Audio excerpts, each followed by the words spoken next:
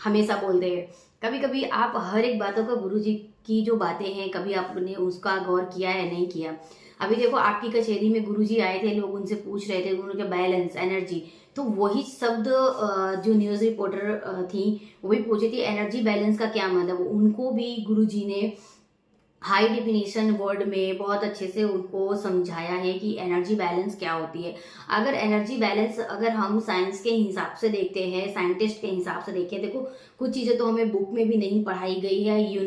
आपने कितनी भी बुक पढ़ ली है, जो हमसे बड़े हैं, जो अभी हम हैं, हम इतना कुछ पढ़ते नहीं है। पढ़ते हैं, टीचर पढ़ाते, एग्जाम ले लेते हैं, बस इसके बाद हम पीछे मुड़कर नहीं देखते हैं कि जो भी हमारे गुरुत्वाकर्षण है हमारे पृथ्वी का, ये एक सबसे बड़ी एनर्जी बैलेंस है। अब इसमें कुछ गुरुत्वाकर्षण जो पढ़े हैं वो समझेंगे, जो नहीं पढ़े लिखे हैं वो भी मेरी वीडियो देख रहे हैं, नहीं समझेंगे। तो चलिए हम इसे विस्तार पूर्वक समझते हैं कि ये गुरुत्वाकर्षण क्या है। देखो, हमारी जो पृथ्वी है, हम जो पृथ्वी में पैर रखते हैं, तो हमें क्यों बोलते हैं कि जब आप सुबह सुबह उठो तो सूर्य की किरणें जो जैसे ही सूर्य की फर्स्ट किरणें आती हैं, या सेकंड थर्ड, या बिल्कुल उजाला हो जाता है, तब आपको क्यों कहा जाता है कि आप उसकी एनर्जी लीजिए। तो जो चंद्रमा और सूर्य है, वही हमारे बॉडी के लिए एनर्जेटिक है।